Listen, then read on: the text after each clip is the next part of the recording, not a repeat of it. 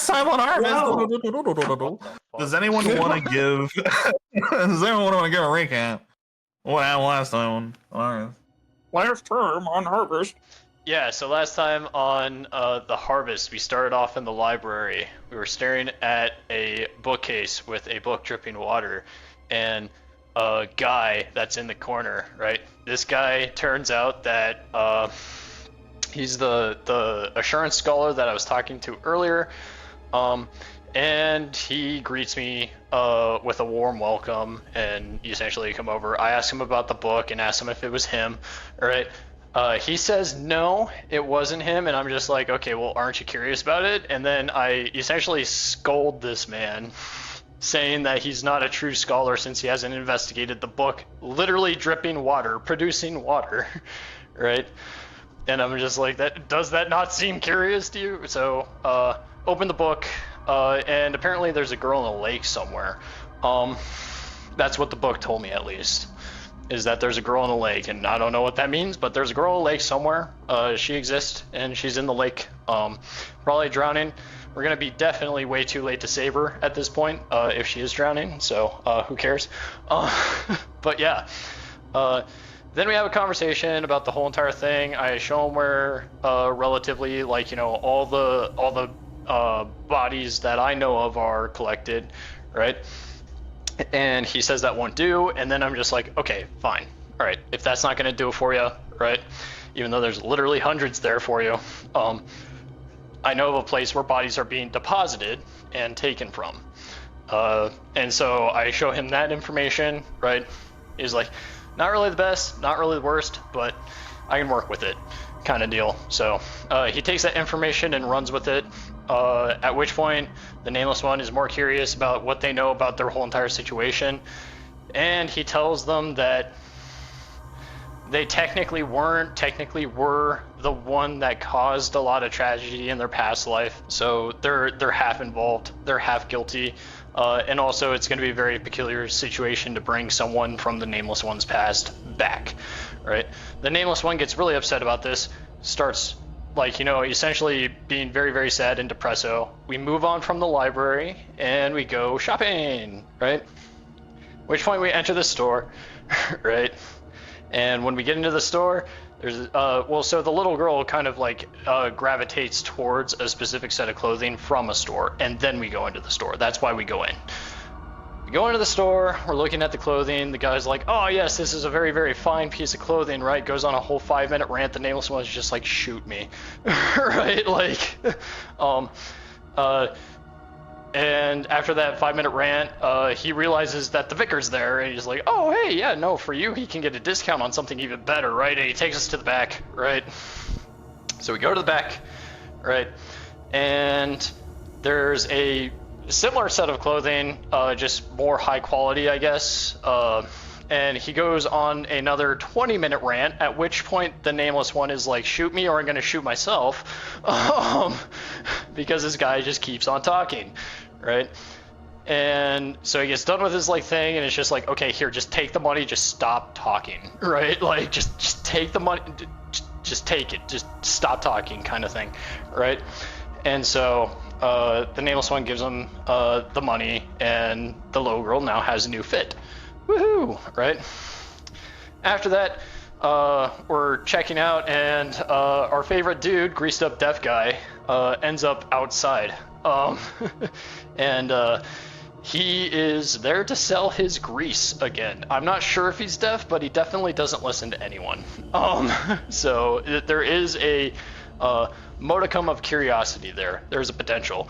But yeah, he's outside, he's making a ruckus, right? And the guy inside of the shop is like, please, just like be very careful. Don't breathe, don't move, don't look at him, don't do anything, right? You just drank nitroglycerin. Don't breathe, don't move, that kind of thing, right? At which point, the Nameless One and the Vicar say, we don't like that guy, he's weird, and we decide to escape with the little girl, right? At which point, the greased up guy looks directly at the shop, and all you hear is, no, as he enters the shop, right? And he went to go touch all the candy. So, yeah. That being said, the Nameless One and the Vicar go to continue on to go find Framboyo, Framboyo, our favorite rapper, and we carry back on over to the graveyard, right? Boris is headed back to the graveyard from the markets. They separated from us and went back, and they find the gravedigger, Warren, and then Warren and what the fuck is his name? Boris. No, not Boris. Rothvel. Rothvel. Yes, Rothvel. Thank you. Right. Yeah. They're working on putting the bodies away. Boris sees some very, very interesting stuff during this period. Something about the gray. And decides to perform some, funeral rites there while Warren and Rothvel are burying bodies. That way apparently there's some format of calamity that happens if things aren't done right or something. And he's trying to prevent that from happening. So, that kind of thing. Then we go back to the Nameless One and the Vicar, and the Nameless One and the Vicar are headed to the Seekers Guild? Mm-hmm. Yeah, the Seekers Guild. So they're headed to the Seekers Guild, right? They get to the Seekers Guild. I don't know. To me, it seemed kind of eerily, cultish, but that's okay. But everybody's praising Framboyo, and they see us, and they're just like, "Oh, hey, you wanna meet our boss, Framboyo? You want to meet the Framboyo dude, right?" And the Vicar's like, "Yeah, we want to meet Framboyo, right?" And they take the Vicar up to a door and usher the Vicar to open the door, which they do, and they enter a room with the guy sitting behind a desk. However, after a period of time, everything in the room changes. It's kind of weird. Stuff happens, and there's I forget how you described it. It's like a void. Yeah. There's a like, void of sorts. Yeah. So there's a void inside of the room, and that's kind of where we left off. That is a very apt description of what happened. You get a charmed dice. Huzzah. You guys did last end up within Framboyo's office. It is an internal space which to you very much now seems like a void. Above you, beneath you, around you, you see around you a cluster of stars and nebulae, exploding stars far off, light years seemingly away from you. And the person who was sitting there, this person who was this oldish man, kind of with these magenta-esque attires, him on his desk no longer seems to be there. Instead, there is an egg slightly broken. There's this decrepit hand which lies as if dead outside of it, encircled around this nest, contorting arms, ever grasping on each other, slowly petting the egg. You hear the walls that aren't walls around you reverberating. From the egg, you hear this whisper of Framboyo. The illusion of the man sitting on the desk, his voice doesn't really emanate. His mouth isn't moving, but you hear his frustrations kind of echoing from the wall. And as you're hearing this elongated Framboyo, you are hearing this man speak. I'm trying to hold the town together. Money is declining. Dead are rising. New people aren't coming, so the resources and tertiary funds are declining. Purchase unavailable to leave the town. They keep turning up dead. Mercenaries and seekers joining the ranks of this figure some say is the black sheep. Some becoming cannibalistic, actually. Still, I wonder if it's due to the famine or if they're just taking after that gosh dang bastard. Additionally, murders in the town. From Benedict. And I can do nothing about it, lest I suffer the Holy See's wrath. A supposed war in the east that's stopping transportation of vital goods. A troubling signs of the fields burning and being poisoned. Zero answers. All problems. It pains me to say, from my current understanding of the church, Benedict reigns supreme. Within this town, while he's there, my hands are fucking bound. And now, in the presence of me, stands a vicar and a stray. Can't I catch a break? Gee, look, looks like gravely offended at that statement. Like a real quick. Hmm. I hear all that too, because I have true sight Yeah, as well. you were hearing this. Like, the illusion of the man isn't speaking. This is coming from something else. Maybe a projection of the egg, you're not sure, but you're hearing it. So The man is looking at that you answers like literally all of my questions. The nameless Go one ahead, nameless one. like to write down in their journal, and they're just gonna write down, and they're gonna show it to the vicar. And all it says is like, it appears you're at a trade deficit. You see the old man's eyes narrow, looking at you.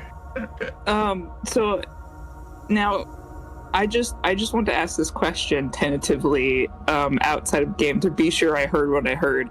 He knows about Benedict. He seems to know something about Benedict, for sure. He did mention the murder, so he seems to be kind of aware of it to some degree. Okay. So Esna takes. They don't take long to find their calm, their center, as they take a step closer to the man. And is it just me, this creature, and the nameless one? It seems to be, yes. You're standing maybe 20 feet away from them. The nameless one is gonna hold you and like kind of put her hand on your shoulder to kind of like stop you from going forward. She writes something down in her journal again. And it's like, don't go near him. I think he's crazy. I'm gonna shrug the book off, just like push it aside. And keep in mind, I wanted this conversation to be private, but it seems it'll be fine for you to be here. The nameless one points like back to where we came from, and then points at her, and then points back at it, and then looks curiously at the vicar.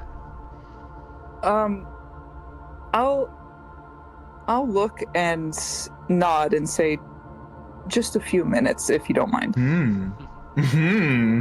Hold on, let me get to that page. I'm glad there's still a door for you to exit from. Is there a door? Yeah, the door is Oh, there. okay, Like, okay, the door is there. Alright.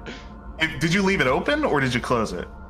I think anyone closed it. I think we just kind of I'll boarded close it like we owned it. It just seems like there is just this squarish hole within reality, and the other side of this flap is a door. The next one just kind of shrugs and walks towards it, and then just crawls out with the little child. Let's see. Great old one. Oh, yeah. Would you like to open up your book? I would love to open up my book. Would you like to activate that thing? I would love to activate that thing. Give me. I will roll it, and then if it doesn't work out, because if it does work out, then I'm just going to take the roll and save my charm dice. If it doesn't work out, then I'm just going to charm dice it. You begin to pore over the texts of your tome, which now lies within your hand. There is something strange which, yes, CD8. Whee! 1, 2, 3, 4. You will fail this, technically. Alright, charm dice. You will overwhelmingly succeed it. Okay. For all first-time listeners, a charm dice gives it a critical success. Yes, you may. So there is this metaphysical object known as a charm dice, and you may break it to do many different things. Basically, critical success, you can guarantee that you succeed in almost any action that you do. If there is something that you're rolling, say that you need to roll a 44 from like a 1d100, you can automatically say, I want to roll 44 exactly. You can choose specific numbers that you want to hit. It is one of the greatest items, and I typically reward it should the players do well, or if I hide hidden accomplishments within a fight. Let's say kill it before 5 rounds and they succeed, I will give them an additional charm dice as a reward for them playing in a particular way. All returning listeners, thank you for coming back. We'll get back onto the show now. There is something strange as soon as you open that tome of yours. Your mind, you're looking at the words, but not really. they're almost invading your psyche. They feel like they're pulling on you. And for a moment, it seems as if it's rewriting your brain structure, almost trying to erase forms of your past. You're seeing memories flash by, slowly becoming corrupted and filled with something that has like a form of insidious irony to it. But within that moment of weakness, you find that there's this fervent strength that grows. Your sanity begins to fortify itself, forcing out these delusions, weakening upon your will. You still feel affected, though. Anytime you recollect on this experience, you find yourself welling up with tears, perhaps chuckling to yourself in moments of just not hilarity, but insanity. You now gain the reaction for Cosmic Joke. That's all I wanted to do. And then I'm gonna, after I look at my book for a little while, like, I'm sure it takes a second for me to snap back to reality. Oh yes. I'll like just kind of shake my head a little and then close the book and then put it back in the satchel on my side. And I'll take out like one of the books that we would have grabbed from the library. That's like the so I only have those books. Okay, so the books with the beasts. I'm gonna try to teach with my journal. I'm gonna like kind of write down the alphabet, right? And I'm gonna start teaching little Alva how to write. Are you using any of these books as reference or no? No, none of those books. Okay. There's a very big reason I don't want to show those books to a small child, right? I don't think they're ready for that level of reading yet. Yeah. You will do this. They seem highly attentive to this. You're not sure if they're kind of retaining any of this knowledge, but they are trying to focus on your weird hand motions and squiggles. We will head back to Esna. You see Framboyo. He's looking pensive at you, his eyes kind of fixed. He hasn't said anything.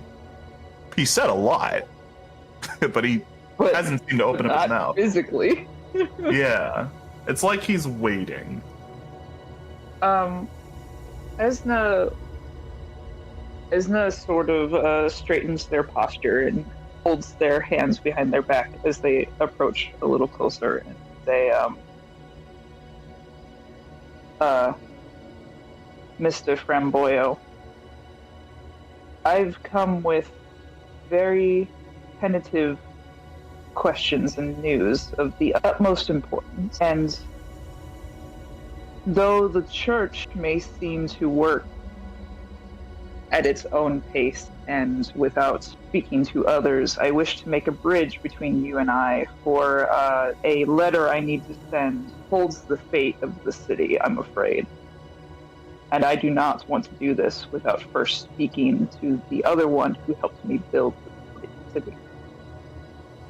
There is a resonant quake within the room as you're hearing from the egg pour, Framboyo. roll me a discernment. The CD is normal. I have a +10. Do I just automatically pass? I could give it to you. Yeah, I mean, like, you're not necessarily using a aptitude, so you wouldn't automatically get charm proficiency on this. You'd have to roll it naturally. But I think it's highly improbable that you probably wouldn't fail. So I could just give it to you. What I can roll it for formalities, or Wyatt can help me roll it for formalities. I don't have a little token on the board, so I can't hotbar it. Yay! You will definitely succeed. It's like that's a lot of ones. You feel like there's this external force that's kind of creeping into your mind, and almost without trying to, you're not trying to speak anymore after what you just said, but it feels like your mouth is kind of mumbling. No words are being released, but you're kind of mouthing with your lips, Framboyo. Oh God. And this is in sync whenever you're hearing this Framboyo from you. The man looks at you and then he says, "You're requiring a perch. Is that right? What would the vicar need for a perch? I do wonder." What does he mean by that, Ty? A perch is a bird often used for messaging. Crossing the roads and just trying to go outside of the town in general is a death sentence. Most people try to send small flying creatures containing packages or just like written notes to quickly transport information. So Esna sort of looks away as if thoughtfully, just slightly to the side, and says, "Unfortunately, I need more than just a perch. I need that.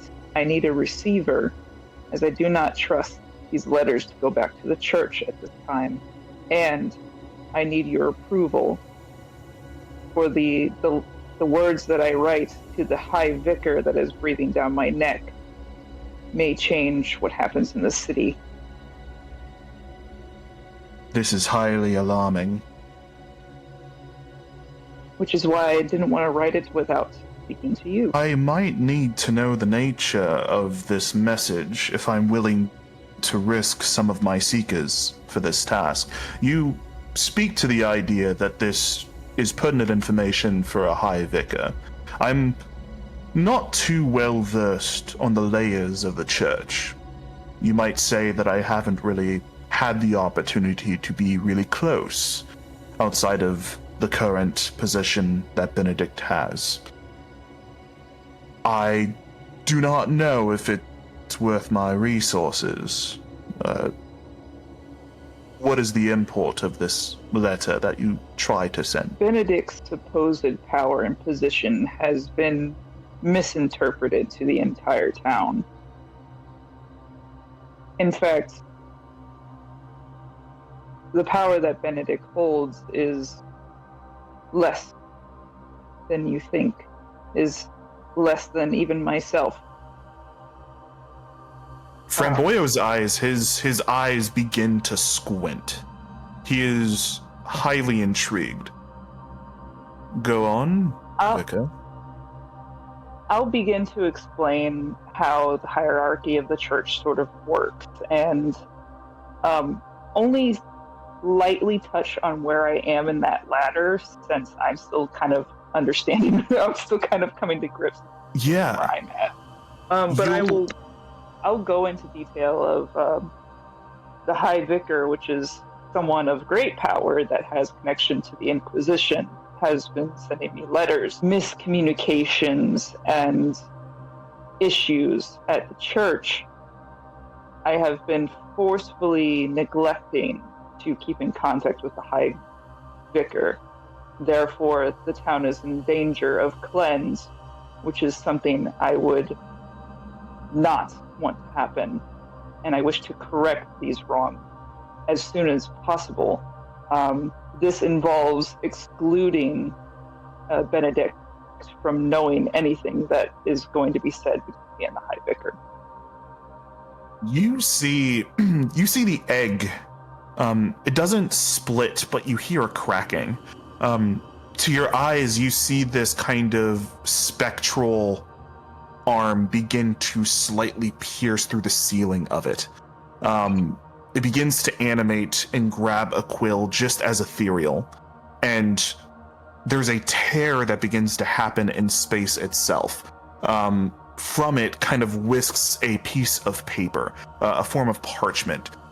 You're seeing the spectral hand begin to kind of jot down notes. He's listening to you intently as you're kind of mentioning Father Benedict's actual position relative to yours, where the High Vicar kind of sits on the totem pole, the allegations that have been kind of sent your way. All of this seems very much new to Framboyo. He knows a lot, as a lot of purveyors might. You might have your feelings that he's not necessarily omniscient, but he should know everything. This is getting past him even. He's jotting down notes very intently, and whenever you say that Benedict is not the highest you actually are. His eyes go wide. This changes everything, Vicar. I do believe we can help each other. You see the arm cease its writing, and then another spectral hand merges from the egg, grabs the piece of paper, and then dangles it in front of you. Within inches of you, you see a contract detailing a list of different things, grievances that the town has had, rising kind of like spreadsheets for like how currency is kind of like being delayed, stopped outright, all these different things, possible solutions, and a task that has been given forward and issued upon your behalf should you accept. He will then kind of open up his mouth. We might be able to help each other, Vicar. You seem to have a problem with Benedict, currently residing in the power that he now resides in. Personally, I had no issue with him. Until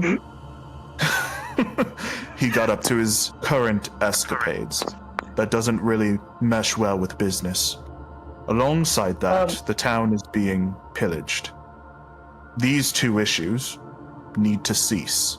It is affecting my work as a whole and the safety of this town. I believe that this is beneficial to you. I would typically pay a steep fee to even send seekers out. That being said, the current predicament which lies where the High Vicar is he kind of hesitates. There is a current upheaval near that section of Gresset. For my seekers to even get close, I'd have to send no more than 100, but more than at least 70 of them. Normally, 6 would be enough to complete the job with zero issue. However, this is something vital to the town, and most of them, if under that number, would most likely die. In order for this to succeed, I would need a significant fee coming from you, of which I do not know if you can afford. But, he raises the contract. Should you restore order to the town and complete these lists of things, I can deliver your letter, and possibly we can rid this town of Benedict alongside the current issue of the muckers running around causing issues. At hearing all of these people needing to be sent to send this letter, Esna's eyes sort of narrow with concern before they fall. Do I know if I have another way to send something out to the High Vicar? The only other way would be to go there personally or send a perch. But as he has said earlier, any perch which tries to leave instantly ends up dead. Yeah. Messages have not been able to fly anywhere, in or out. And do I know if it would it be better for me to try to do it on my own? The answer to that is a little bit esoteric. What I will say is that some purveyors have been known to lie.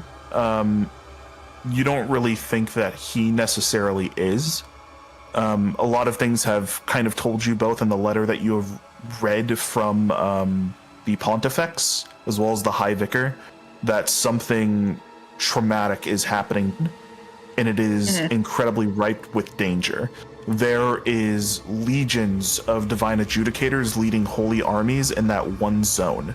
The idea that more than one would be needed for such a thing insinuates that there might be some massive threat that a whole nation is struggling to kind of keep back. It might not be wise to travel there currently. One, because you're not squared off with the church, so who knows if they see you as an enemy, but two, whatever they're fighting or trying to defend against. Yeah, and I wasn't sure if me leaving the town to get this letter out there about a city that's probably the last thing on their mind right now is even. Oh yeah, like the town is in complete disarray. Should you leave and come back? Not to be too drastic, but who's to say that the town will still be here in the condition that you left it, so to speak? Yeah. If it'll be here at all. Yeah. Yeah, and then that's saying that I can leave and come back. Yeah. Esna can I take the contract? Yeah. There seems to be a floating quill beside you. Okay, I'll take the contract. And as I put it to the side, I know I talked about showing the purveyor the letter that I wrote. Yes. Yeah. Yeah. What do since the purveyor seems to know more than I expected, would I be able to show them? Would it be wise to show them the High Vicar's letter, or is that is there too much confidential things on there? Technically, you've given out so much confidential stuff that if he was against you, you've kind of slipped up already. Whether you want to continue divulging careful information that should be reserved towards certain parties is up to you, but you've already slipped up with revealing a lot of things to him. What things did I slip up on? One of the things which was fairly clear was that his complete understanding of the church hierarchy is tainted, just as it is with you. He was not able to act on Benedict for the same reason that you stayed subservient to him. Purveyors hold drastically more power than the church in a lot of cases. You could reasonably presume that the creature that you see before you is not human. And the nature of this whole entire town, should the Inquisition catch any wind, something that Benedict likes to leverage, that could cleanse the whole entire town, including the purveyor, and that's bad for business. So now that he has an angle to kind of change things, you find that he's looking quite a lot at you, and because you have charm proficiency with Dis, you might be able to reasonably suspect that he recognizes you as a higher seat of power, and with Benedict gone, you fill that vacuum. Okay, so I have to potentially keep the illusion of me being either the same power or above at this time. Yeah. Because that's the leverage of the church. If you do show him the letter, then technically, that becomes fact rather than like a potential like lie. Because the letter very much kind of puts you above him in terms of like how it talks about you. Okay, so when I take the contract, I'll pull out the letter that I wrote, which you and I discussed that it was very carefully written in talking about as if Benedict was my responsibility and not that Benedict's been running around muddling the town and I didn't know anything. Right? Yeah. Yeah, so I will hand that letter over, and then I'll pull out the High Vicar's letter and sort of hesitate to hand it over, and then look to the bear and say, I am showing you quite a lot of important information here, and information that should stay within the church. Just me sending a letter from any place other than the church could bring more trouble. So this letter that I'm about to show you, it stays between you and I. I want you to know the severity of the danger of the Inquisition potentially showing up here. There is a softer Cramboyo.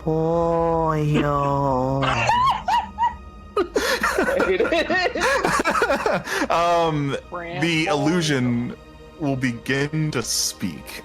His tone kind of softened. I understand your hesitation. I understand your fear. And with this, right here, he points to the letter that you now have, or to the contract that you now have. That is a covenant. By no means have you went through my order and grinded through a reputation to be able to stand on the high highs of what I consider worthy. I find that what you provide may very well save this town, and very much make me richer and save me. In that case, I find that it's highly deserving that I match what you are giving me.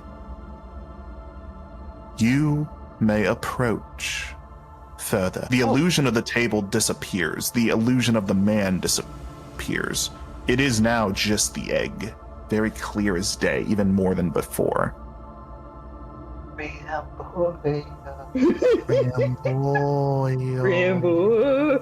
Can we cook the egg? Can we cook it? Theoretically, I guess you could. Flamboyo. Would you like to get close? Would you like to not? You're still 20 feet away, I think. I will slowly get close. I won't. I'll kind of like follow the sense of my dis as I get closer. You will get close. There's nothing too alarming that comes off. The closer that you get, you feel not a comfort, but it's, you know, like that moment of when you've been studying something for so long and then you get an epiphany. That feeling begins to kind of grab you a little bit. It's as if you are open to a lot of different things. Oh God. As you are kind of nearing it, the arm, it does look dead. The smell is not pungent, it's not rancid, but it doesn't smell the best. Would you like to have me bestow something for you, or you first bestowing something for me within this trade of ours? Wait, so wasn't the illusion talking this whole time? The illusion is now gone. It is just the egg. You are hearing Framboyo's kind of voice emanate from the inside of your mind and around the space around you. The egg is no longer talking. It's not talking. It might mutter Framboyo every now and again, but Oh God. whatever it's saying is kind of projecting into your mind. Sorry about that. I should have been clear. No. I thought once the illusion disappeared, then it would all be Framboyo from here on in. It's gonna be in my nightmare. Oh. I will say, Josh, down below, because you're kind of hearing it from the stairwell, you're kind of hearing momentary pauses and then people just every now and again saying, "Yes, Framboyo! Yes, Framboyo!" I swear to God, if I come out of this, really if I wants to come get out out of of this here. office, if I come out of this office and I'm saying yes, Framboyo, I'm gonna slap you. The Nameless One had some questions for Framboyo, but like after this, I don't think the Nameless One has any more questions. What I will say, Josh, for you, because you have such high dis, more and more, it's making a little bit more sense to you. So, you are familiar with like the Eldritch Tongue Apocryphon, like its workings being similar like synesthesia, so like colors that are seen through sound, intention felt through fluids, words that chitter in the form of cicada. Often whenever you speak Apocryphon, you open up your mouth and then it speaks through you. You don't actually speak it. Weird things such as this are often kind of like pressed through a filter. So like it manifests in a way that can only be perceived in another medium on your third dimensional space. So in this case, let's say that someone is speaking through a person or something is happening to that person. Your brain might not be able to comprehend the scale of what you are seeing or experiencing, but the weird encapsulation of the experience might only be described as a name or a sound. Perhaps the name is some esoteric key to something you can hardly conceive, or like it's something strange. You know, someone trying to convey something to you can easily just show up in a puddle of water as the color orange. In this case, Framboyo? Oh, sorry. If the Nameless One keys into this, she's gonna. Oh yeah. Oh no. please don't. Oh, the nameless one is keying into this. The nameless one is gonna close the journal. Lessons are done for the day. She's gonna take the little girl and she's gonna start heading towards the exit. All of them look towards you and then attack you. No, I'm joking. You make your way to the front of the door. Most people seem normal. There are a couple of people though, which, like I said before, the facade, the illusory facade of a normal face, you could see through it. The eyes are glowing and there are veins kind of creeping out from the eyes. Them just kind of whispering Framboyo on loop. You will move past these people. Yes, Framboyo. Yes. Framboyo. Yes, Framboyo. Yes. You, Esna, you can now decide. Do you want him to enact a trade with you first, or as like a show of trust, or would you like to provide them? I believe you were going to try to give them the letter or something else. It was going to be the letter that I wrote and the letter from the High Vicar.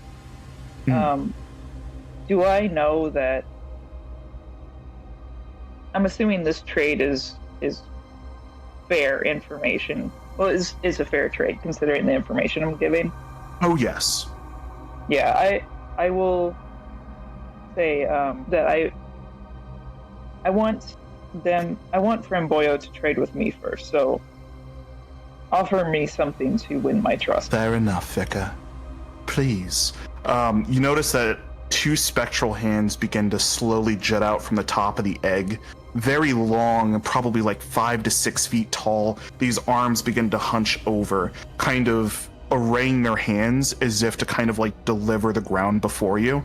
You will hear from the walls around you kind of reverberate, speaking into your mind. Please, sit before me.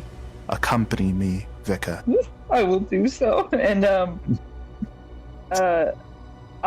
I'll sit with my feet tucked under my butt. So it's like I'm kneeling in a kneeling position, but of course,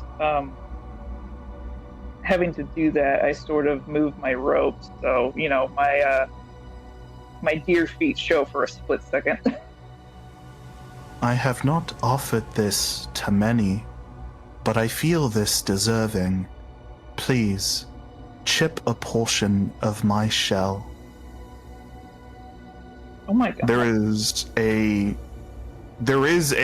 It looks incredibly dead. It's not incredibly slimy, but there's this elongated 5-foot arm. It's very emasculated, and it's just kind of emaciated. Emaciated, and it's just kind of. It is emancipated. It is emancipated from the confines of the egg. This I proclamate. But it lays down just kind of in front of you to the side. Would you like to chip off a part of the shell of the egg? Well, I went farther with the freaking bloom, so I think I trust Framboyo more than I trust we. Yes, Flamboyo, yes. Yes, Framboyo. Yes. Hell yeah. I'll go. I will. You chip a portion off. The shell is incredibly dense, but it's as if the edges, like there's pseudo cracks that are already kind of within, and as soon as you peek a piece of it off, there's a spray of dust. The piece that you remove is rather large, and then there's the eye, very glazed over, of a partially, seemingly dead creature, very half-formed. You can't see much around the dark crevices. You're not even sure how expansive the egg is, considering it's not even necessarily that big. But there seems to be a larger body within the confines of this seemingly smaller egg. The eye is glazed over, it doesn't necessarily look at you. But on the side of this egg fragment that you have, you feel this residue.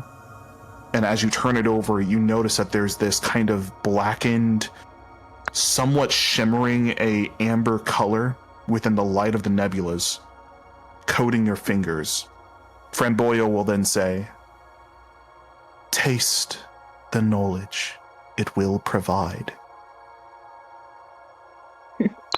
I want to say that Esna, when they try to break off a piece, because it's rare, they try to break off a small piece, and when a large piece breaks off, they almost sort of fumble, like, oh fuck, oh shit, and then bring the piece of shell closer to them. It does smell Being- more and more rancid the closer it gets to your face, but Being offered to taste something, Esna will sort of hesitate and look and say, I say this with the lightest of hearts, and I mean no offense, as I understand that this is deeply personal to you, and I am honored for this offer, but will I be repeating your name over and over if I do this? some minds break once they leave this room. Some retain a fragment of their consciousness. I cannot say if you will be different, but you seem of a fervent mind. I have my doubts that it shall affect you, but there's always that possibility. Oh. Esna will look at the shell, and in a moment of, you could say, like, young rebellion, they'll think, well, I just learned today that I'm a wayfarer, so... and they'll taste the knowledge. You instantly die. No, so Framboy. you turn this over. Yeah. For the next 17 hours, I need you to turn over the egg fragment, and it is coated with this thickish grease. The closer that you bring this to your face, you smell rancid decay. It almost takes you a lot to not vomit. It doesn't really prompt you to gag, but you do feel like a repulsion towards it. Strangely enough, as your tongue graces it, you are vanished from the space around you. Your mind is somewhere else. You begin to hallucinate and see visions. And it's not exactly like you're seeing these visions. It's more of like information is forcing itself into your brain, as if you're learning fragments about the world and existence itself passively through the consumption of this residue. You witness a house. This house seems to be fragmented over probably 120 different areas at once, some of them blinking in and out of existence, and then you following them, finding that they appear in a completely different area. It is almost paradoxical how you are able to kind of see this in tandem. Within it, as you peer through one of the cabin windows, you see a woman sitting over a fireplace. The upper skies and around her kind of seem like constellations floating within midair. Her eyes kind of pause and then slowly look towards the window directly at you. This vision instantly ceases. You then get whisked almost into what seems perceivably to be a black hole. Within this, you feel bombarded with multiple different forms of knowledge until, for whatever reason, the person that you saw before who visited the gravedigger and the rest of your friends, the person who tried their best to test you, you see them standing within a void. And across from them, you see your town, currently burning, the fields currently poisoned. Upon him lies a mark, a glowing mark that was imperceptible to you earlier. And of certain individuals which creep atop of the rooftops, you see that they also share the same mark. You then cascade over the town that you are currently in, and you are seeing these individuals cannibalizing bodies in certain sections, ransacking, burning, poisoning fields. You are then sucked back into your body, and you can now see Framboyo again. Figure, so the vision of the hunter burning the town, is that a nearby town, or is that like a future possibility, essentially? perceivably, you're not sure if it's in the future or if it's happening now. Okay, but Time is very weird. The cannibalization while I'm in the tower, that's happening currently. Yes, that is happening right now, it seems. Okay. Esna is gonna put their hand over their mouth for a second as the mixture of smell and then watching people eat other people in their town is just absolutely nauseating. I wish that I could see the insights gleamed from the resin. It's only those who drink upon it who can see. Framboyo. Do you know what I've seen? I do not. Everyone sees something different. I cannot say what forces you to see visions or why those need to see them. What I do know is that it gives you knowledge of something you must know. Perhaps it will come in handy later. What have you seen? I saw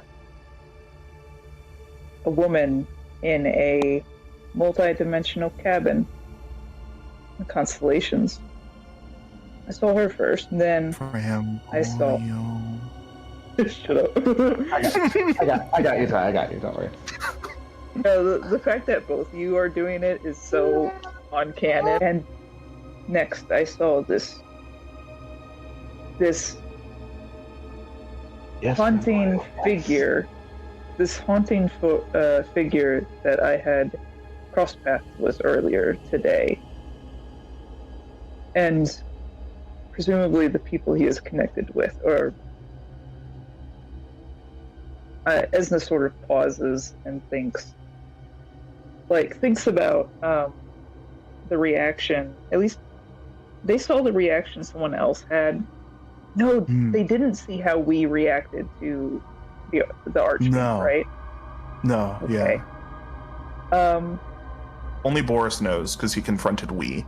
As for one of you guys, I think one of you guys succeeded on a disc contest. I think it was you to know a little bit. No, it was Jacob, wasn't it?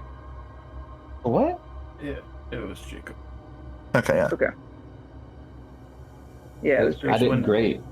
It was when Jacob was confronting him outside the door of the office. So, yeah. Unfortunately, Esna would not be careful about this information, which is probably going to throw some things. But Esna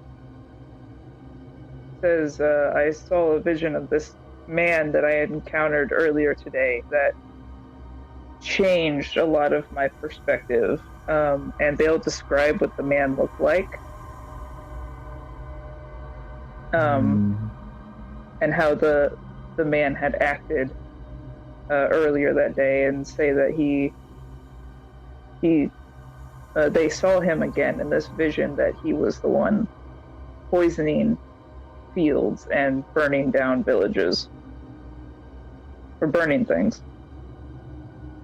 And to think we have enough pressing matters already within this town, not to mention the things befalling Augustine.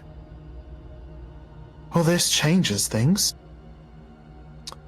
The two figures which you bring up, one of which goes by many names, probably over 500. Many people know him as the Black Sheep, the odd one out of all forms of humanity. The other one is the lady of the oldest house. Which one would you like to know about? Black Sheep concerns me. Could you explain? I do not know much about this figure, but it is my job to supply many occultists over all forms of towns. Information, first and foremost, comes through me before it can reach an occultist. I have heard many different tales of this figure. Some say that he predates over 700 years of existence. Some say that he comes before the epoch. The Black Sheep is an individual who cannot die. I do not know if you're familiar with the stories of the Black Knights. Would I be Tive, considering I read? Roll me an identify contest. I will say the CD for this is 6. No, 7. It's very esoteric knowledge. Most towns only have around 50 to 100 books. Very little of those are ever rare. It's not a roll. I forget that's not how it Got this. I believe in you. What?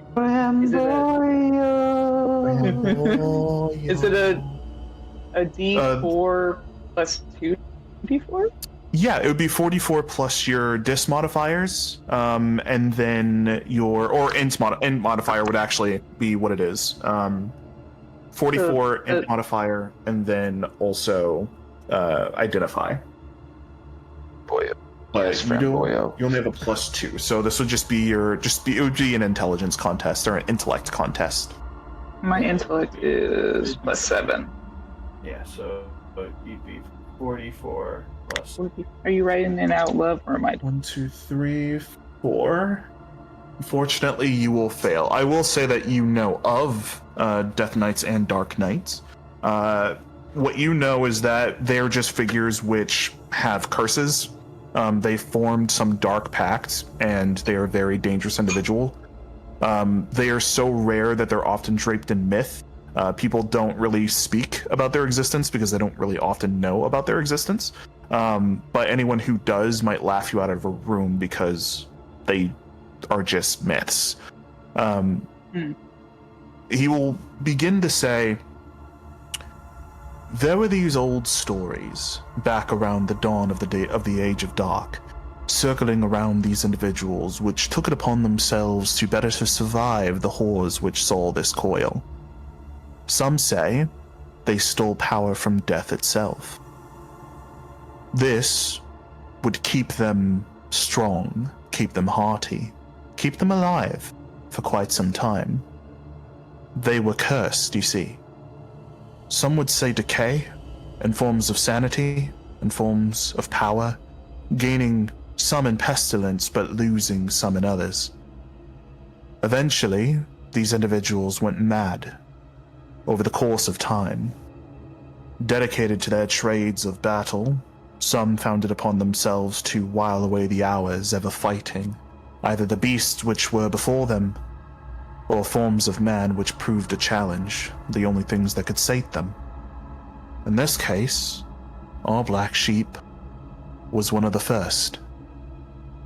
However, he was also something known as a sword saint, one of the most deadliest individuals with weapons. Many couldn't kill him, many tried. However, with this curse that was inflicted upon him, he could not die naturally. And so he persisted.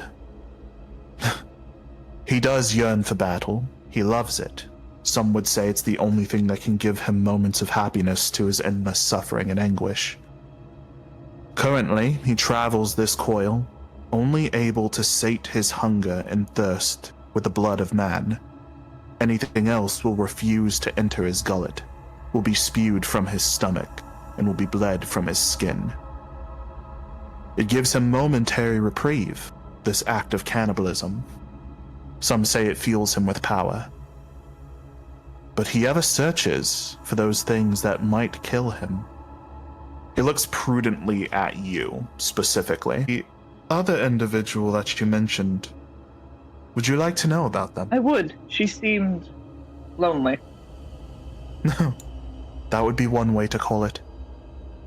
Her soul is fragmented behind many different realities. It's bound to the house she accompanies. The creation of it actually was of her own design. No one knows much about her, only that you can only reach her if you know about her existence and where she is. Anyone else will fail to find the oldest house.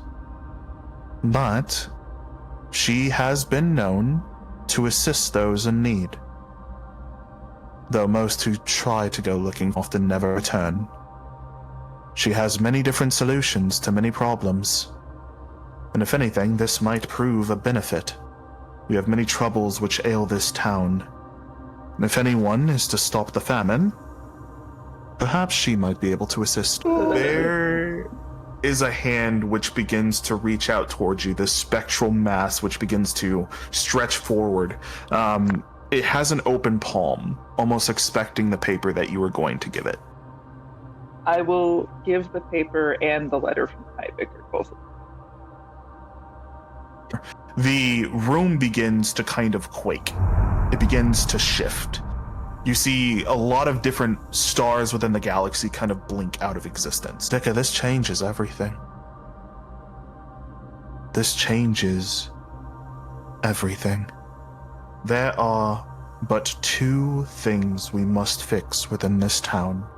More than that, I'm sure. But to quell the cataclysms currently,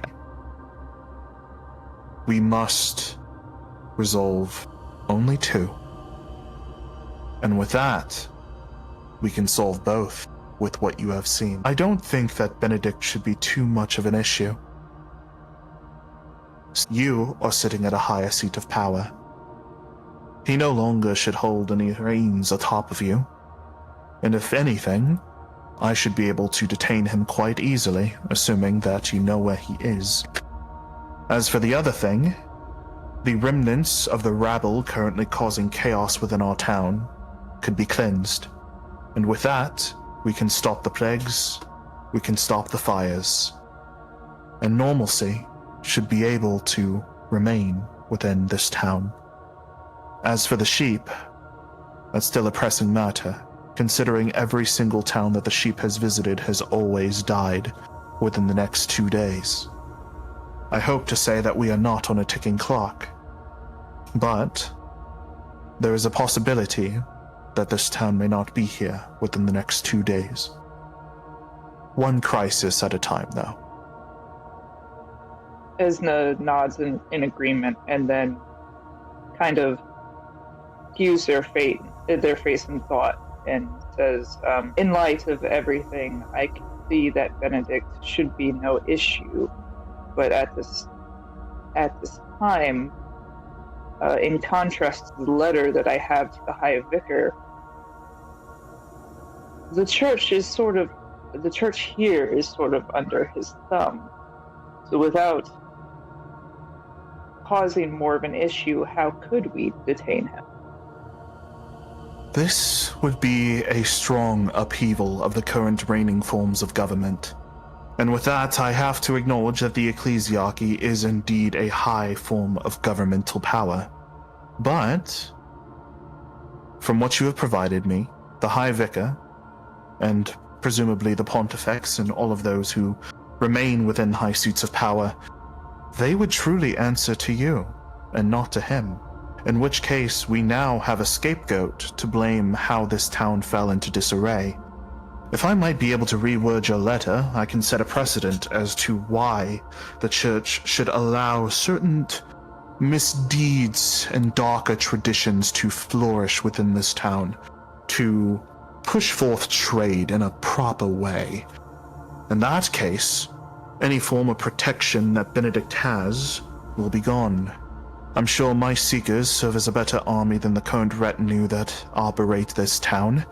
We haven't had too many strong folk as soldiers nowadays.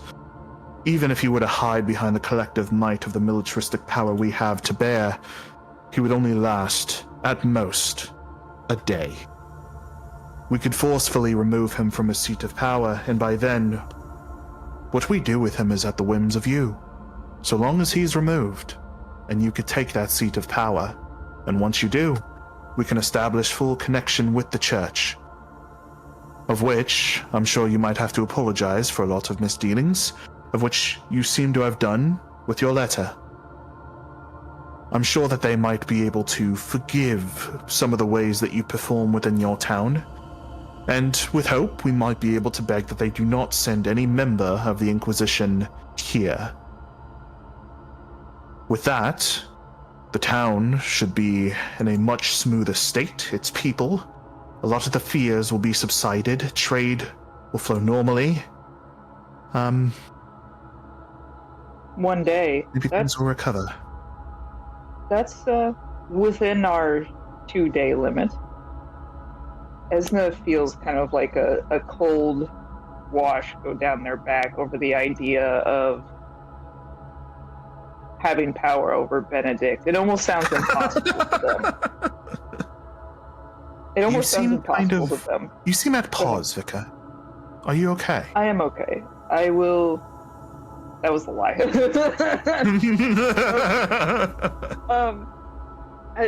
me rephrase that.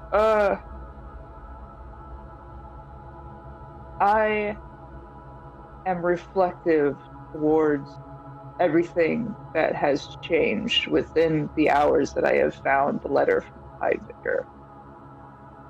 As I said before, Benedict, as I said in my letter, Benedict has withheld a lot of power under his thumb, and now that I am aware and he is powerless, it is new. Now, the forceful ousting of any form of higher power does require some forms of measures. Sure, some might say that I reign higher than a lot of the church, but we purveyors have our practices all the same. Word travels fast, and if I am executing and even putting in prison many different individuals with no forms of explanation, there shall indeed be hell to pay upon our town. From my brethren and sisters in other towns, to prevent any form of bloodshed or conflict with other purveyors, I must have valid reasons. I hope that you have collected some form of evidence, otherwise this cannot go through.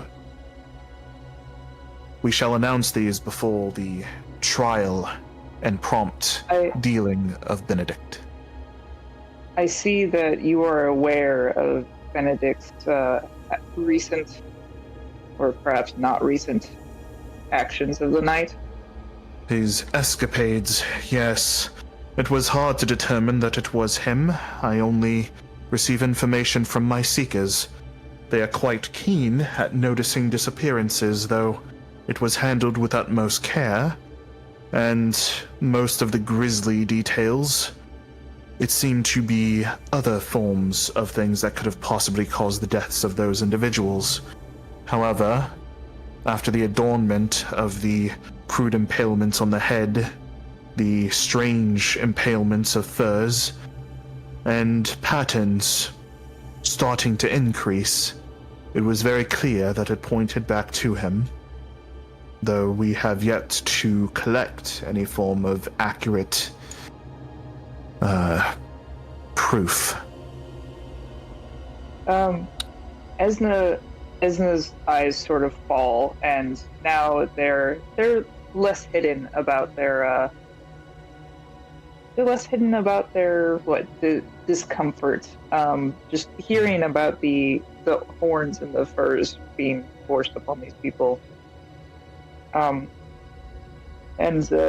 after a moment of silence, they say, "To think someone so grotesque and cruel came from the halls of my church. I have a lot of apologies to make, but know that to you and your people, I do apologize that such a man was allowed to fester and grow under the name of the Maker." I do not have the highest regard towards many within the church, Vicar. You're quite different. You see, amongst your kind, I find it strange. The populace that you cull of different species as if they're an infestation, and yet you hesitate to lay a single finger against your own. To see one of your own do such cruel things to one of their own kind, I guess there are truly no limits even amongst the church. But it's nice to know that we have some people that aspire to be more. Kai, am I to assume that, of course, the purveyor knows that I am not human? He does not seem to know. Oh.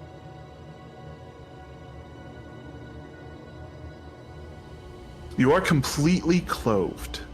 So, Vicar, shall we then liberate one of these rulers of your kind from power? and seat you at the top. You're finally making some change within this town. The letter is ushered towards you, the contract. The signature, or the line where the signature goes, is ever glowing. Okay, yeah. I would like to read over the contract and use my disc to see if this is something that I can get done, B, if it's a wise contract. The contract details a lot of specifics about there is what would I call that? There is a group of mercenaries, or rather there's a group of dangerous people that currently resides within the town. He is not sure where these people are placed. He's not sure how much they number in. He doesn't even know if these are all of them. All he knows is that these are the people that are apparently currently behind a lot of the fires, a lot of the poisonings of fields, and until they are stopped, food production, the town will starve to death in the next week if this cannot be sustained. Even beyond that, we need a solution for stopping the famine, finding some way to regrow all of that. Alongside this, the replacement of Benedict, getting him out of power and then placing yourself at the top. Those are the three things which seem to be currently atop this document. All the details just kind of nestled in there. It doesn't seem unwise. It doesn't seem like he's trying to get something out of you. It seems to tie in with everything that I need. Yeah, like you're offering... I don't want to say that he's lowballing you, but like, imagine that his whole entire career, potentially his life if the Inquisition were to come down, but the whole entire town, all forms of currency, everything, the populace is in a frenzy, everything is not going well, and he has nothing to live for right now. Everything is just in the worst state possible. It's cataclysmic. You are restoring everything potentially if you succeed in all of this, and then you're bolstering him to a super high piece of power. Though you don't think that he's going to puppeteer you, he now kind of has an in with the vicar of the ecclesiarchy, and then that also allows him to have extra forms of power. So like he's getting a lot out of you sending this letter that he's helping you send, along with the completion of these deeds. He's helping him way more than he's helping you, but this helps you to the full extent that you need of him.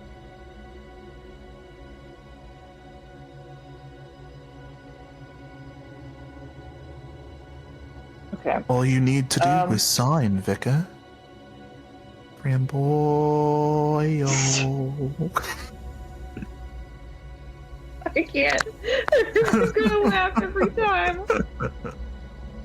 God, I will. Hold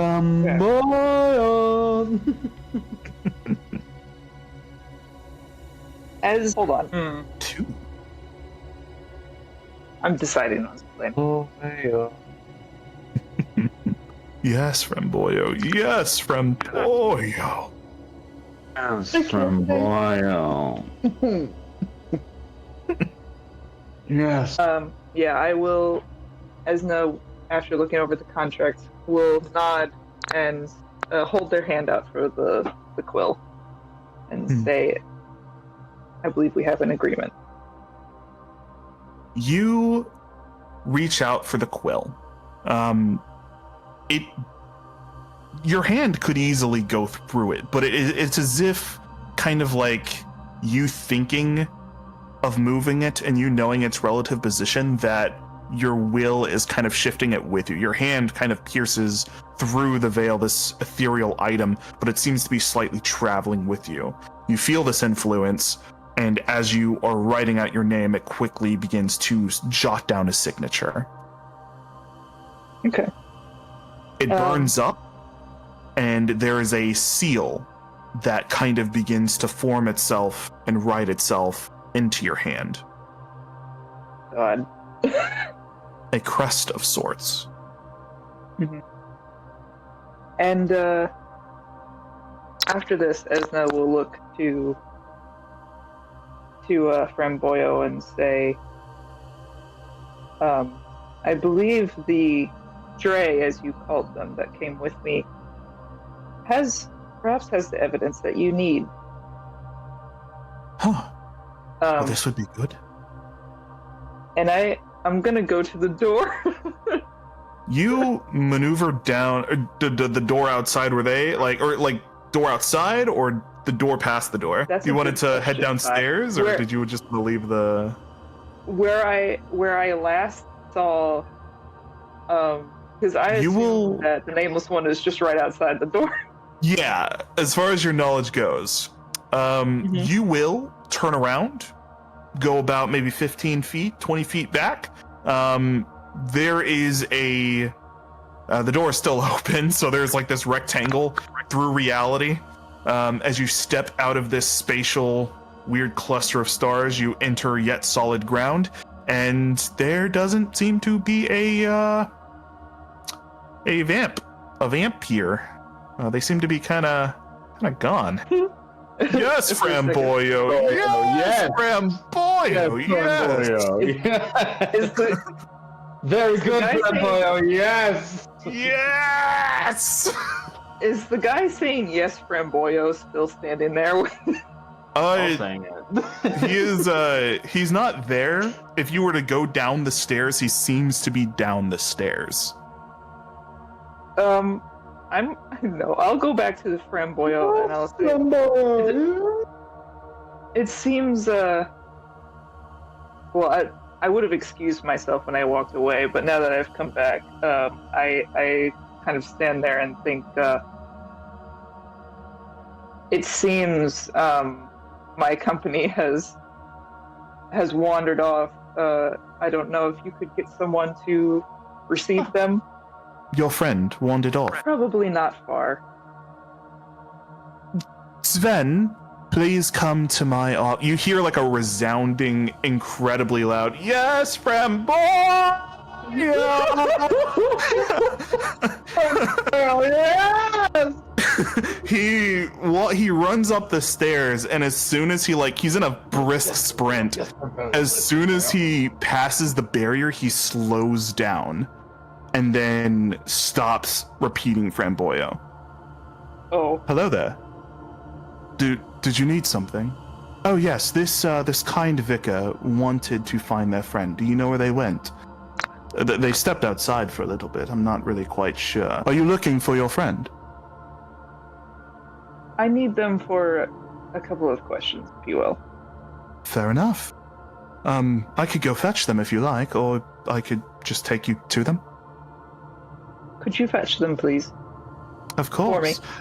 He's about to step past the barrier. I'll be right, Framboy! Yes, Framboyo. Yes. He begins to run down the spiral staircase and then Yes, Framboyo. Yes, Framboyo. Yes, Framboyo. When they run off, I'm gonna do one last little thing. When they run off, Esna will sort of look to back to Framboyo with a small shake of their head, and they'll say, "I see we have offered each other quite a lot today, and you've helped me tremendously. So just as you offered something to someone, and just as you offered to me something quite rare, Esna's going to reach up to their headdress and take off their hood, and kind of maneuver it around their. They have to untie it around their antlers to show their protruding antlers and their fluffy red ears, their tasseled red dreads as they look to Framboyo with their full inhuman their face, their inhuman self, and they'll give a calm sort of smile and say, "You're quite right. I'm not like the others." Quite rare yourself, I see. Not too many of your kind come back from the forest.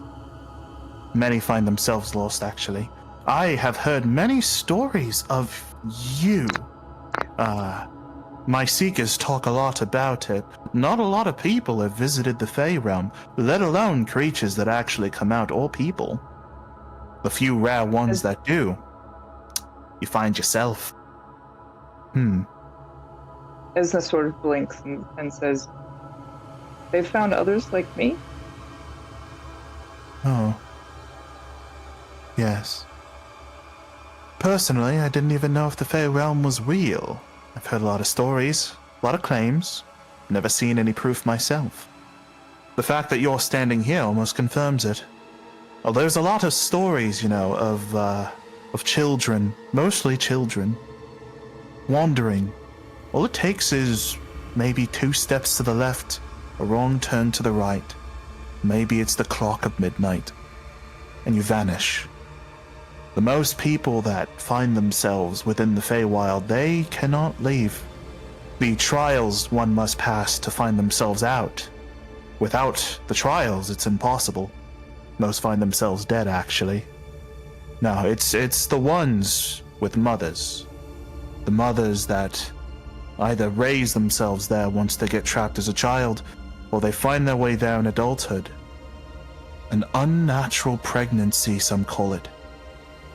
Those strange creatures that are born in your likeness, that are able to find their way out of the woods. You don't know your mother, do you? With all of this information, Esna is just staring, sort of almost awestruck, because they haven't heard of much information about what they are, other than the fact that it's not right in the Maker's eyes, and their mouth is sort of slack for a moment, and they close their mouth and blink and say, "I'm not even quite sure what I am, other than..." And they pause before they say what they were gonna say, and their eyes go to the side and they don't speak. Tell me, when did the church pick you up? Invite you into their holy see? Had to be young, I'd imagine. When I was too young to understand why I was different. Very, very malleable. The church loves to go after the youths, you see. Easier for the indoctrination to take root. For you, I imagine you were quite young. Most children cannot really escape the wilds until perhaps a few years. Most of the memories past are gone unless you decide to go back. Once you leave, you see, you can't go back unless you enter back within the woods. Any form of foliage within dense brush has a chance of taking you back there. The church, probably unknowing of this, customs of humans, don't like to frequent that area much. And from what I see, there's a hand that kind of spectrally flows over and points at this golden raiment, this halo that kind of appears above your head. You were divinely chose by the Maker.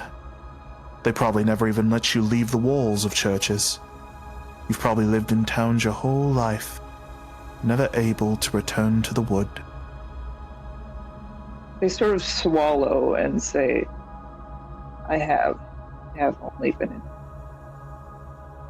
Well, not to be too much of a downer, if you ever did want to go searching for that person, there is a tiny chance they might still be alive. The time within the Feywild changes drastically. Perhaps if you go back, not a second has passed. Or if you do, thousands of years. Hard to say, really. Every single time that you go in and out, it seems to be different, at least from what the stories say. Maybe there's hope for you. But, given that there's a lot of things that frequent in there, they most likely have died. I'd brace yourself for that reality.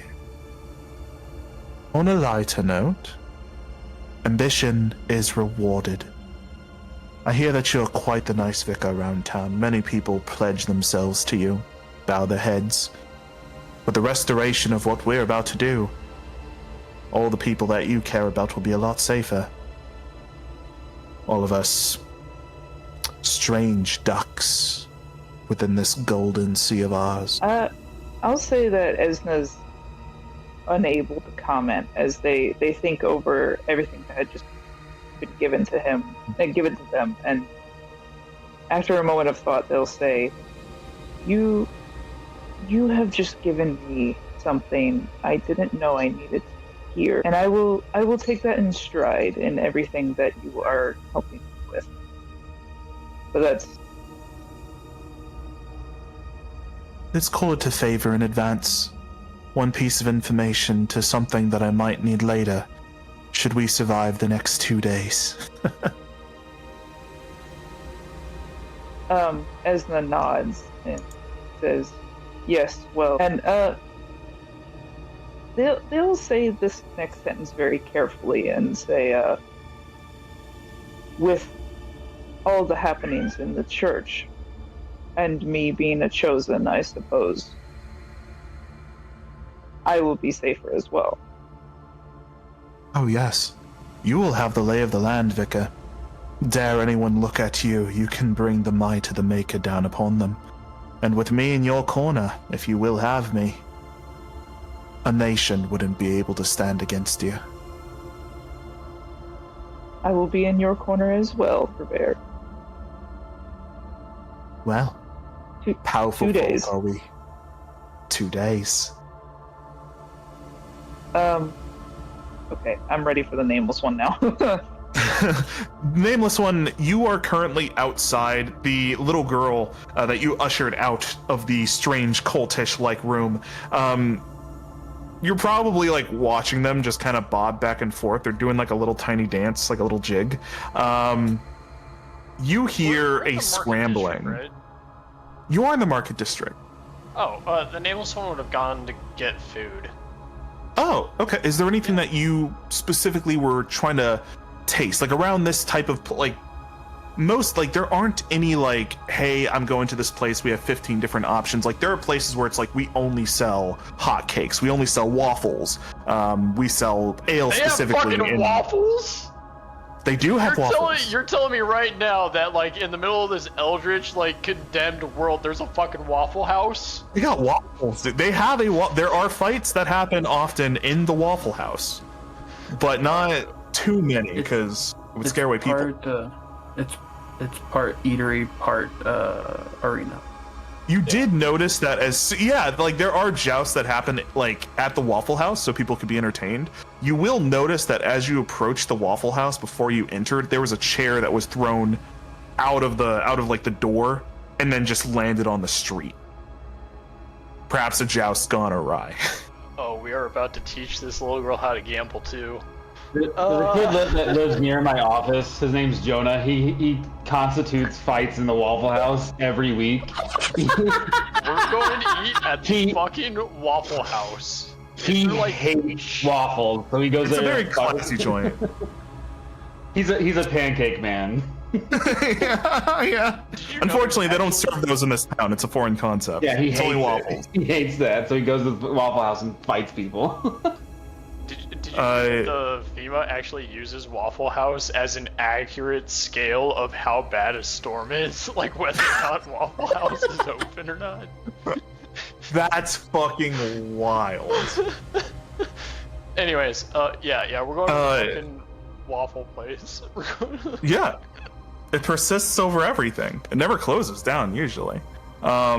This is open. You smell the delicate smells of fresh cooked waffles and the hearty yells of jousters. You find that there is a voice that pierces through the jeers and the screams and the jests. A bunch of Framboyo just kind of like moving at high speeds, kind of increasing in volume. You're very easy to pick out of a crowd, I am very sure. So it's not super hard to find you. Probably within the span of like maybe 5 minutes, you see that there's a person probably like 5-10 feet away, and they're looking at you every now and again just saying, Framboyo! Yes. The nameless one is like very confused by this. But they want to order their waffles. so they're I don't know how to look around for like a waitress or something. I'm gonna like look frantically. Like, is there... There is a table server that does indeed coming. They are coming to you with haste. There's a lot of people that need their waffles, so they're kind of shuffling around. They have like an array of trays, probably 12 different waffles on wooden plates that they're just kind of like careening around. It's dry. Like, they don't sell ale. You're just eating waffles, but they do have a variety of different jams and sauces to kind of go along with it. They come to you, and then they kind of hold their arms outstretched with multiple different plates, and then they kind of look at you with curious looks upon their face. I've never seen you in here before. Do you want some of these waffles? Do you have the currency to pay for it? This is the higher forms of nobility. I don't know if you've been down this section before. They just called you poor, by the way. But do you have the ability to afford these delectable waffles? They kind of like put it under your nose as they just waft their hand, just sweeping under your face. The nameless one looks very, very offended by that, and then just takes out their money bag and then just slams it on the table. And like a couple of crown will fall out of it. And then they'll look at the lady again. That is a lot of money. More than we see in this establishment from one patron, of course. Your money is good here. Though your clothes could be better, I do not think it shall affect our image at all. How many waffles would you like? Offended again at that, and kind of slides like, how much are the waffles? Would you say? They are. If you want 3, it's gonna be like. No, if you want 5 waffles, it's gonna be 1 crown. Okay. Yes, I'm Framboyo, yes. gonna slide a crown over to the lady, and then I'm gonna hold up 5. You Just get 5 fingers. these really thick discs. Like, I mean, like, if you stacked like 4 of your hands on top of each other, it is that thick. Supposedly, like, it feels like there's something kind of inflating the center of it, but there are just these massive, large discs kind of just slapped on top of each other with large holes in them. It's not like a rectangle or anything. There's just these large circles just indented into these fucking cylinders. Framboyo? Framboyo. Framboyo. He will come Yeah. over and try to, like, he's gonna look at one of those waffles. Psst. Framboyo. Framboyo. He's gonna point at one of the waffles. The nameless one is gonna wave the guy to the table, and then kind of put their finger over their mouth, and point at them while putting their finger over the mouth, and then point at them again and point at one of the waffles. He's gonna shake his head. You better The nameless one is whisper trying to buy this guy off with a waffle to get him to shut up. Like, Framboyo? Framboyo. Framboyo. Framboyo. Framboyo? He's gonna point towards himself. I'm gonna Framboyo? point at him again in the waffles, and I'm gonna nod. One of the Framboyo. waffles, sorry. One of the waffles. Yeah, I'm gonna point at him again in one of the waffles and nod. He will kind of he will take one of the waffles. His mouth will just go super wide to eat into. You see like an array of cream just kind of coat his cheeks. His eyes roll back, and then you just hear a yes, Framboyo, as he like bites into it. He just starts to like shove it in his face, just starts masticating it. The nameless one is gonna take 2 waffles and then give the other 2 waffles to the little girl and the ferret, and while they're eating their waffles, because they thought they would be eating in relative peace,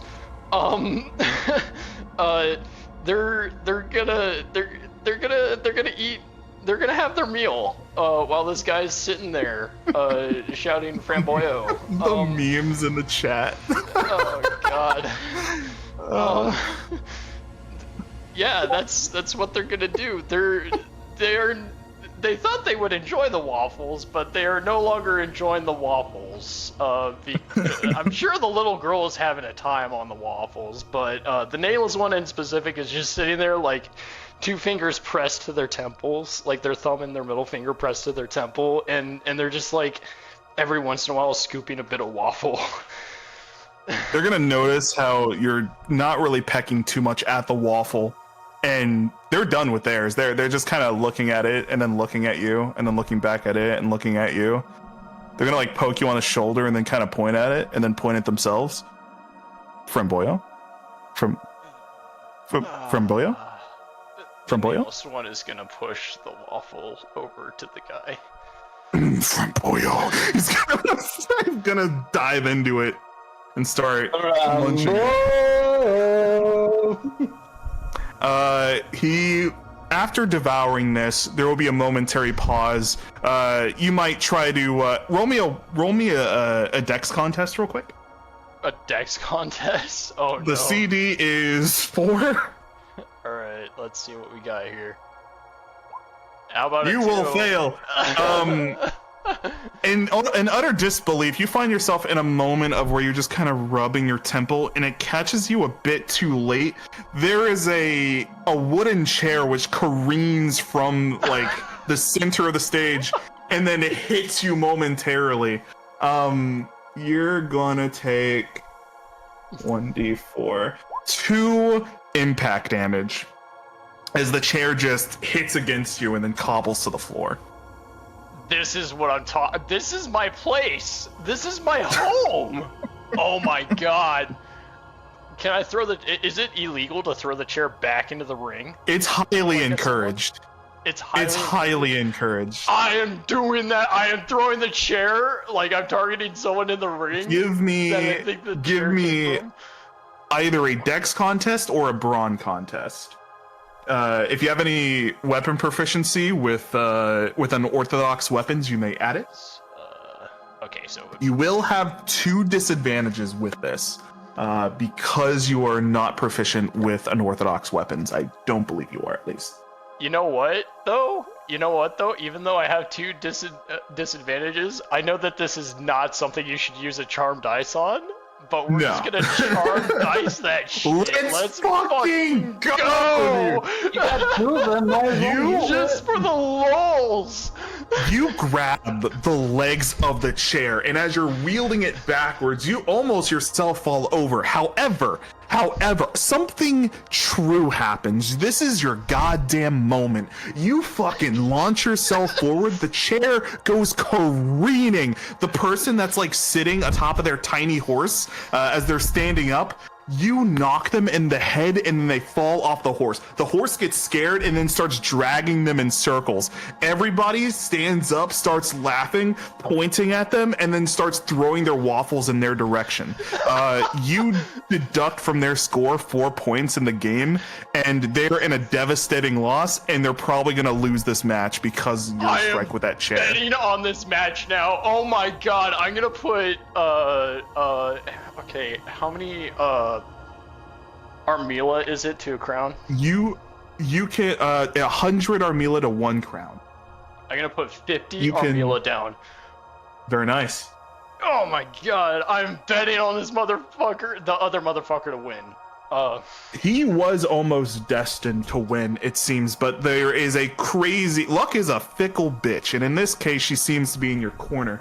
The resolve of this whole entire thing does eventually end out to be against his favor, and you win against the odds. You bet on the underdog.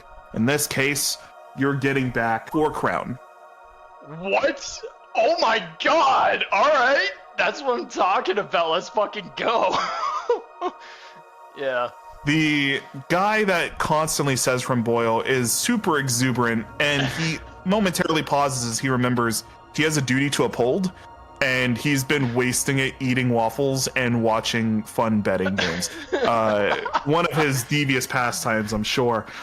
He will pull on your arm and then just have a serious look on his face with like his thumb kind of pointing behind him like, we gotta go. From Boyo. From Boyo. I'm looking at him confused again. And I'm gonna write something down in my journal, and I'm just gonna show it to him, and it just says, I don't know what you want from me, but really I'm trying to enjoy a day with And He'll grab your pencil very frustratingly and scribble in your book, and it will say Framboyo, Framboyo with an exclamation point at the end, and his eyes look very serious at you. I was like, if he doesn't write Framboyo, I'm gonna be disappointed. I'm gonna close the journal, and I'm just gonna, I guess, follow this guy. He'll clap his hands together. Framboyo! He will lead you guys back up until, like, you get to the Seekers Guild, you walk in, everyone turns around. Yes, Framboyo! And then, like, the very sparse, rare members. Hey, how's it going? Welcome back. And he will lead you guys up the stairs. He will usher you towards the door, yet again, to Framboyo's office. I'm gonna point at the door, and I'm gonna point at him. Like, this is a very, very, like, you know, kind of like, I'm kind of done with this whole charade kind of thing. I'm just gonna point at him, and I'm gonna point at the door, and I'm gonna point at me, and then I'm gonna point back at the door. He's gonna nod. Framboyo. The nameless one just sighs and takes the little girl in her arms and goes up the door or goes up the stairs through the door. Your friend has returned, it seems. Stray, we seem to have reached an agreement, and you seem to have something that should help within this matter. Pray, come close. The nameless one, like, looks around the room and then looks at the vicar and then writes down in the journal, come close to what? Your eyes are still settling. You've walked out of the room and come back. You still see the faint illusion of the man. It's not fully dispersed yet. Okay. The man is kind of ushering you over towards the desk. His fingers just kind of like rolling. It's like, come over here. Esna, Nameless One, this is the first time you'll see Esna with their veil down, and so you will see the reindeer-esque young antlers protruding out of their head, their fluffy black and red ears akin to a fox, and their red hair that seems to stretch further down their neck than a human, and their skin that is like pale white, like marble. The nameless one does see this as mesmerizing, that someone has antlers coming out of them. And then remembers they may have eaten something like that before. But They'll usher for you to get closer, and when it's just two of you and Framboyo, they'll say, "We need evidence on Benedict from you." the nameless one like puts a finger up and then nods and then starts flipping through the journal and then tears out a couple pages and just kind of gives it to Esna.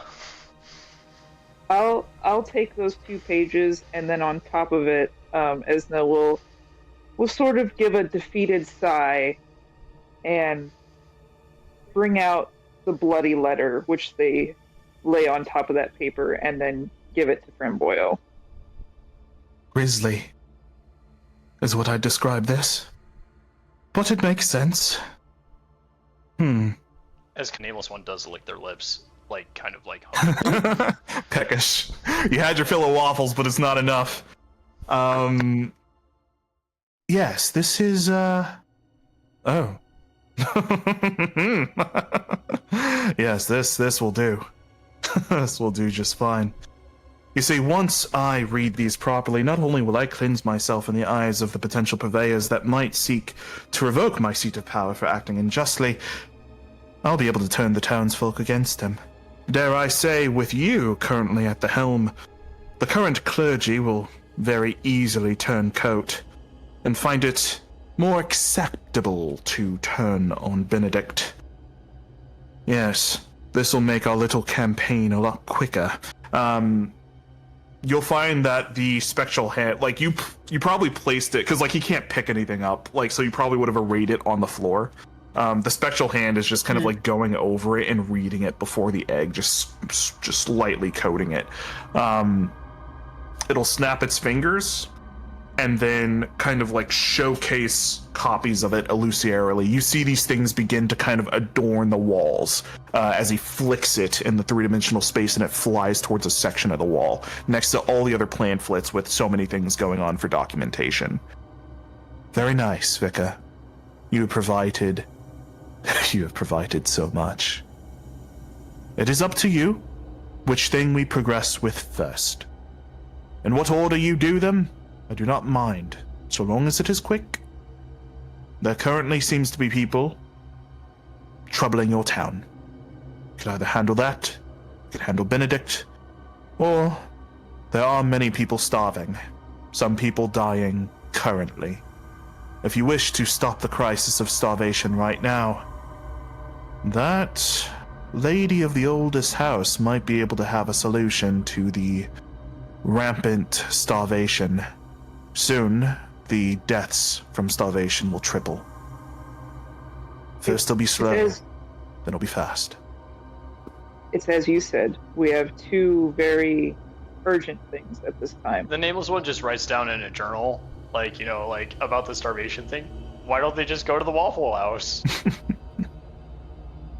I'm sure you've noticed that there's a lot of places burning. A lot of these places were areas that stored food. There goes fluctuations within this town, as if to steal away the thoughts from the calamity which rests at the doorstep, preserve normality, get currency. Maybe these shops, by burning all of their reserves that they have left, they will glean the currency that they need to finally flee, to perhaps buy my seekers to transport them to another town. Their ships are burning. There is not a lot of food going on, and the only people that could really afford a good meal are those who have decent coin, and even that will run up dry soon. I don't know if you've taken a look at the Warrens or heard much about it, but there are already thousands of people dead. It might be hundreds that Benedict is killing, but there are still near hundreds dying within the street who are in poverty. I'm close with the Warrens. I've seen it firsthand. Myself, just as you have. Tell me, when you make a move on Benedict, when do you think it'll happen? Seeing as I have the information, it could happen fairly quickly. I need to gather some forces. Shouldn't take long. But considering that some force, which I suspect is either that black sheep, those mercenaries, or Benedict, someone is keeping the purchase from being sent, so gathering enough forces will be slow. But once I recoup all of the people who work under me, it shouldn't take that long at all, actually. Dare I say, probably within half the day. Esna nods and says, then I too shall get to work on what needs done next. Thank you. In 2 days. Nameless one? Oh, yeah. Okay, sorry. I was... yeah, the Nameless one would like to write one last thing down in their journal before the farewells. And it's just like one question, and she kind of shows it to the purveyor's hand thing, I guess. And it's basically, have you heard of anyone that's named Feline? I knew of only one person by that name, and they resided within a town quite far from here. There has been none that has come to my attention named Feline that has entered this town. Though, some mentions of their name has occurred within the past 4 days. Where they are now, I am uncertain. The Nameless one's gonna ask for a favor. She's gonna write down in the journal how much for a secret. You currently have no reputation with the guild, so it would quite well be expensive. To what measure do you need a seeker? She'll write down in the journal to find Faline. You find that there are 5 spectral hands which instantly shoot out the top of the egg and begin to scan the walls. You see tons of illusory papers with a ton of dates, monetary values scribbled in, the notes that Esna had that are now just duplicated upon the wall, just tons of fingers just kind of like scanning different passages, and then one just kind of resides around one piece of paper, and it just scans the whole length of it. She was last seen within 50 miles of here. I imagine she'd be close. Her trajectory would probably place her. He goes to a map and then he starts kind of circling his finger around it. It's highly faded. You could barely see anything within it, but it's clearly like it's marking out zones. Maybe he's memorized it, who's to say, but his fingers circle a couple of particular areas. He then goes to a roster of seekers and then scans over a couple of names. A couple begin to highlight. I would need those individuals who are skilled and know that area. Would take some time. I'm sure they could do it quickly.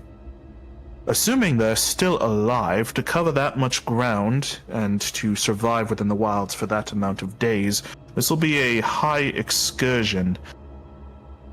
It's not too deep to attract the attention of the Deepwood, so we don't have any too dangerous threats to worry about, but there are still threats. To expedite the process of finding your precious Faline, it will be at minimum 20 crown. Nameless one kind of writes something down in the journal. How long do you think it's going to take them to get here? How long do I think it's going to take for them to get here? I don't know where they are. I would love to believe that I am omniscient, and while I know many different things, I only hear from what my birds tell me. And I do not hear much from them. I know generally where they might be. I know what it might take to get to them.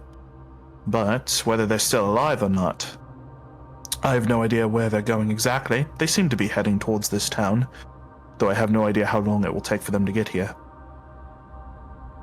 If they do at all. The nameless one is just writes down in the journal. Can I get the last known location?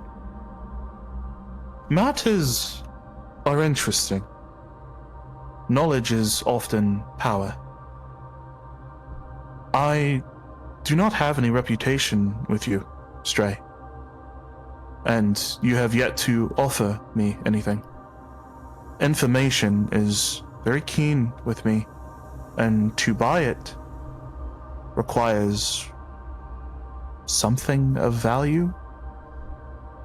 It's not always money, but I need something from you. The nameless one writes down in the journal, did I not just give you information that you needed? You gave me information on behalf of your friend, and this settled her debt. Fulfilled her end of the bargain. And from what I understand, this also benefits you as well. So my question still remains. Your tab has yet to be paid. The nameless one just kind of writes down something. What if I were to do something for you? Then can I have this information? Dealings are what I love. Can't always guarantee what that will be.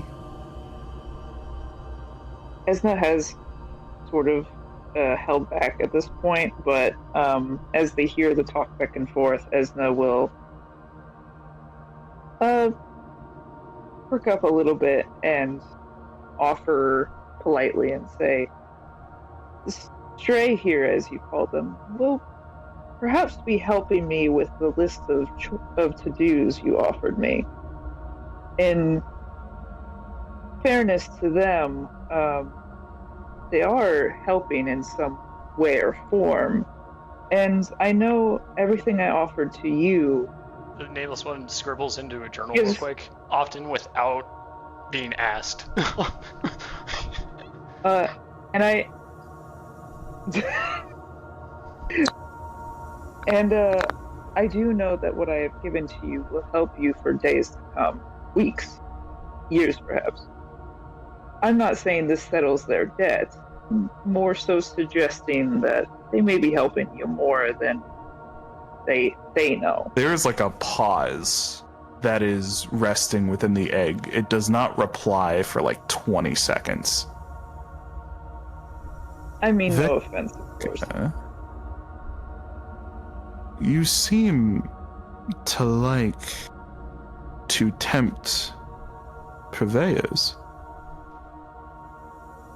We have dealings, and yes, it is true that I benefit more. To play such a card to gain more out of me was not something that I expected of you. Note that I shall not be as friendly as I was before should you retain this type of interaction, Vicar. But yes, I do have to admit, I gained substantially more from this trade and the fulfillment of your goals, as you do mine. And with that... forgive me, I'm still navigating my position, if you will. I will admit that perhaps I took a step too far. And after all, we had already shaked hands, and I had already signed the contract. So, should you agree that perhaps I held that over your head, I will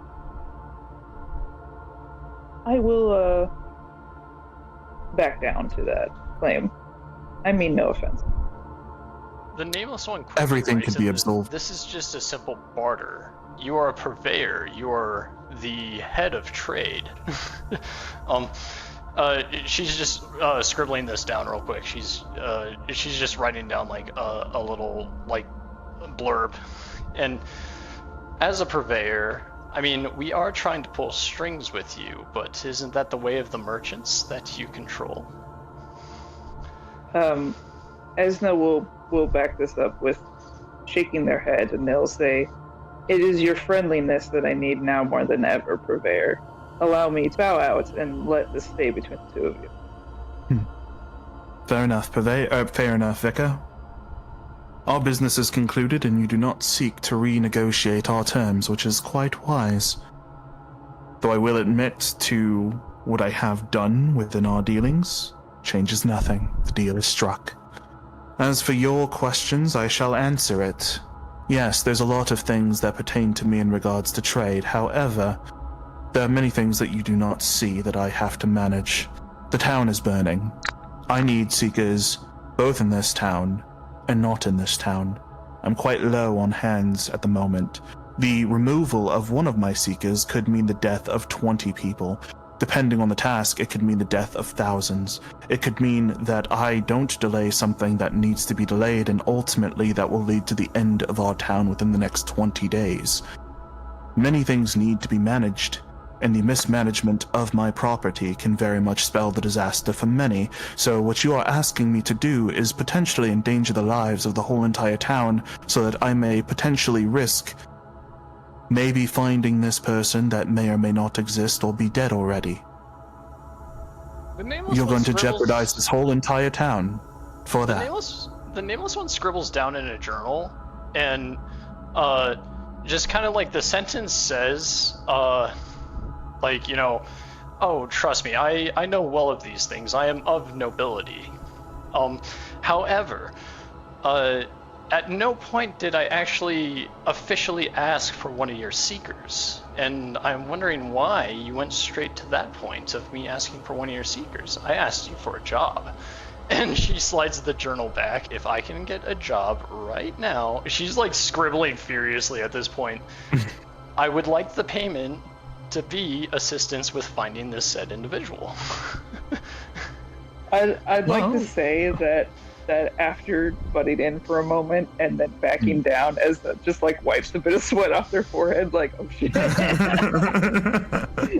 You'll find the tone and the reverberation around the room that was kind of amped up a bit begins to quell. Very well. There is a task that I actually have in mind. However, the job will come later. Are you fine with not knowing what this is? You must do it if I do help you out. I shall waive the fee. I shall utilize my resources. damned if other civilizations are affected by this, or routes of trade that starves whole populations, or what have you. I will do this for you, but you must answer for what I need in return, without question. And you do not get the luxury of knowing what that is. Yet.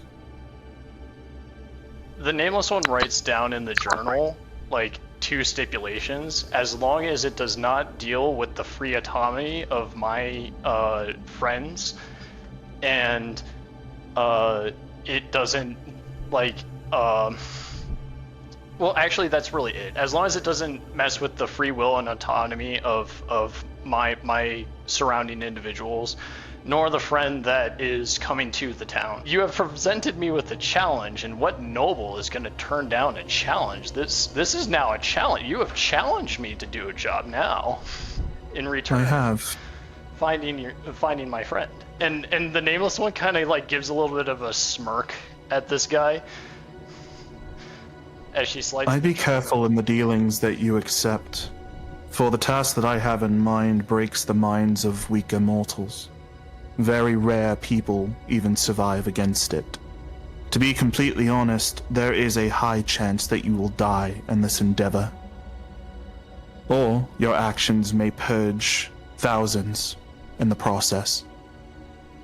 If your conscience is not heavy with that, then we may move forward, and I will accept that our deal has been struck.